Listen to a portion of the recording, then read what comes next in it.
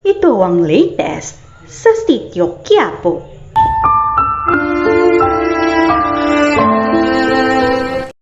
Pinuntahan ni Olga si Marites at Tinding sa kanilang pwesto sa Quiapo. Walang lusot si Beng kay Tinding at kinompronta niya ang ginang kung bakit binastos niya si Noy nang magkita sila. Nagmaang-maangan naman si Beng na hindi daw siya iyon. Naku Olga, naaamoy na ang pakay mo kina Marites at nawala ng tiwala nila sa iyo. Samantala, nagtagumpay nga sina Tanggol at Babol sa kanilang misyon na patumbayin si Congressman Sevilla. Pero hindi pa dito nagtatapos ang kanilang kalbaryo dahil pinaghahabol sila ng mga kapulisan.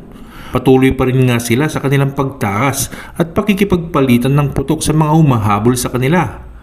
Malansi at matakasan kaya nila ang mga ito? Sa kabilang banda naman ay nakatanggap ng tawag si Director Espinas at gustong ipatrabaho ang Red Phoenix. Mukhang magiging mainit ang tagpong ito dahil may traso pa si Tanggol sa grupong ito at kapartner ito ng kanyang tunay na ama.